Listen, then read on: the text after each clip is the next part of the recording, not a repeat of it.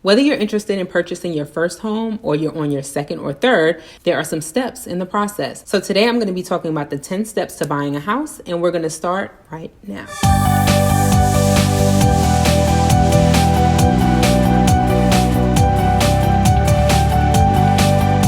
Hey everyone, welcome back to my channel. I'm Michelle Key with thekeysre and Keller Williams Atlanta Partners out of Peachtree City, Georgia. And today I'm going to be talking about the 10 steps to buying a home. I would love for you to consider subscribing to my channel and turning on the post notification so that you can be updated next time I post a new video. Now let's get into the 10 steps in the home buying process.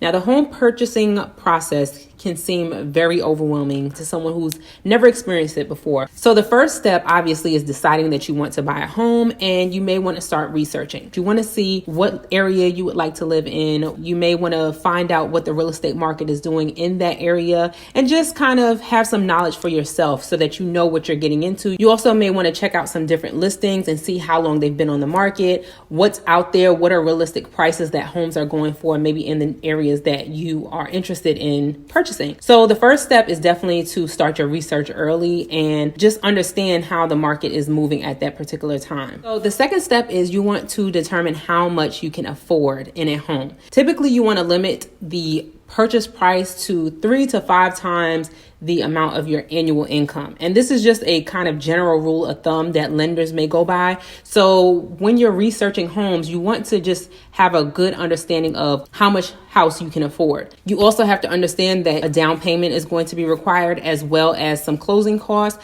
So you just want to make sure that you're financially in a place that you can afford a home. If you are now in the market or you eventually want to be in the market for a home, you want to understand your credit score, and if there's anything that you can do to raise your credit score now before you're actively looking, now is the time to do that. So you just want to understand how much you can afford, where you stand with your credit, and just being realistic when you go into this home buying process from a financial standpoint. Now, the next step is very, very important to the home buying process. And this is before you speak with anyone. You want to get a pre-approval from a lender. Once you start going out, your realtor is going to want to know that you are seriously looking. And what a pre-approval is going to allow you to do is see how much a financial institution, bank, credit union will actually loan you for a home. This is important because you don't want to fish in the wrong pond once you start going to look for a home. You want to make sure that you are looking at homes that the bank will actually loan you the money for, and you don't want to get your hopes up looking in the $250,000 range homes when the bank will only finance you for $225,000. In a pre-approval, they will let you know how much your monthly payment is, so you can kind of also feel that out and make sure that this is a commitment that you're going to go into being able to hold up your end of the bargain in terms of monthly payment commitments. Now, the next step that you're going to want to take is you're going to want to find the right real estate agent for you. Your real estate agent is going to negotiate your deal. They're going to make sure that you're aware of the entire home buying process. They know about the home buying process in terms of the law, and they also know about it just in terms of knowing the market and knowing what to expect and knowing what is required of their client and representing their client to their potential seller. When you go on an interview with that person, you want to feel that person out and understand what their role is to you and what you're going to be expected of from them. It's definitely going to be a working relationship over a span of time, and this is a very important purchase in your life. So you want to make sure that you have an agent that's going to represent you well, that is going to get you information in a timely manner, that is going to just go to bat for you. So picking a realtor is a very, very important part of this process, if not one of the most important parts of the process. The next part is the fun part. After you have your realtor, you have your pre-approval, you've kind of checked out the market, you know what you can afford. Now it's time to shop. Okay, so we're going to go shopping for homes. Once you picked your realtor should know what you're looking for. So she's going to start looking for properties for you. You can look for yourself as well. However, you need to understand that your realtor is going to have the most up-to-date information. Houses are getting off the market quickly. So you may look at Zillow, you may look at these online resources. However, your realtor is going to know the exact information. If this house is currently under contract, if it's not under contract, what are the stipulations? They're going to know the most accurate and up-to-date information. So you want to start shopping around, sending your realtor homes that you are interested in, and your realtor will be sending you homes that he or she sees that comes up on the market that fit your criteria.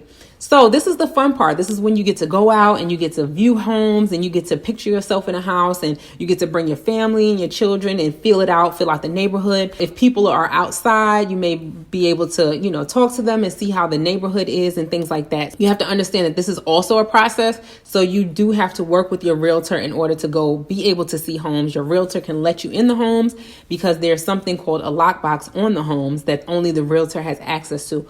Also, sometimes people are still living in their homes and actively trying to sell their homes. So your realtor may have to make an appointment for you to go see, because obviously the family would want to leave so that you're free to see the home without interruption from the homeowners. This is the part where you get to finally decide and you finally find the house that you absolutely love. And now it's the time to go. You have to move on it, especially now in today's market. Houses are going off the market. You are going to want to put in an offer as soon as you know that this is the home for you. You and your realtor will discuss the offer that you want to put together to present to the sellers, and your realtor will present that on your behalf. The sellers will either accept, deny, they may come back with a counter offer, and in some cases, they may not even reply. We don't want that to happen. We want a response, whether it be a acceptance or reject the offer or a counter offer. A counter offer is when the sellers come back and say, okay, you offered this, but I want to change it up a little bit. So in order to come into a full contract on a house, everyone has to agree on the terms of the contract going in. And this is called a meeting of the minds. So once you find your dream house, you enter the offer, it's been accepted. Now it's time to take care of business. And you have a certain amount of time to get these things done. The first thing that you're going to want to get done after your offer has been accepted is you want to get a home inspection. So a home inspection is basically where an inspector comes in and checks the entire home to make sure that things are working as they should, to find any issues.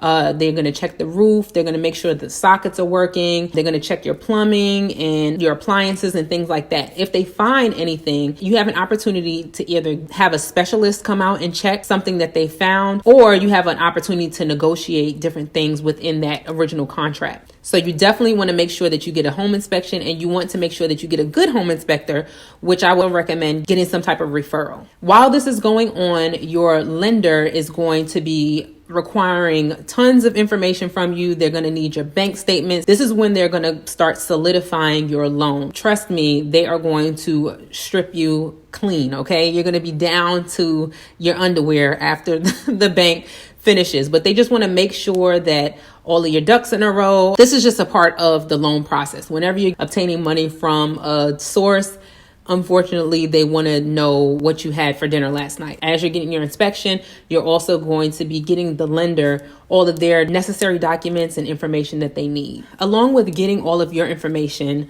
the bank is going to require you to get an appraisal. They want to make sure that the money that they are loaning can be backed up by the value of the home. So an appraiser is different than a home inspector. The appraiser is going to actually come into the home and see what the value is in today's market. So they're going to look at different properties and see how much they've sold for. They're going to look at the features in your home and different things like that, just to make sure that the value of the house backs up the loan amount, because the bank is not going to loan you more money than what the house is valued at. And as we mentioned before, you are going to be required to have some type of down payment. So you have to have some type of skin in the game for the bank to loan you this money. After the home is appraised, this is going to be the final part of the loan processing, getting the paperwork and getting things signed, making sure that the closing funds and the down payment is available in your bank account. And those last little ends are going to be tied up at this point. Finally, we have made it to closing. So this is where you go into the closing attorney's office. The closing attorney is going to walk you through all of the millions of papers that you are signing. And they're basically going to explain to you each paper that you are signing. And you are going to be required to sign lots and lots of papers. And so is the seller. So the seller is going to be signing away their rights, and you are going to be signing on for your loan. You're going to be signing on for the home, the deed, and all kinds of things at that point. This is also the time that the keys will be transferred from the sellers to your hands, and you are now officially a homeowner. And congratulations are due. These are the 10 steps in a nutshell in the home buying process. It is a long process, but it's definitely worth it. If you are looking to buy a home in the near future, I would encourage you to start doing your research. If you would like to contact me, my information is in the description below. And if you want to look at some properties, you can also find a link in my description to check out some properties, and let's get talking. So I hope I have empowered you and gave you some information that you didn't have previously. Thank you guys so much for watching. I hope this was helpful. Let me know in the comments below if you have any questions, and I'll catch you guys in my next video.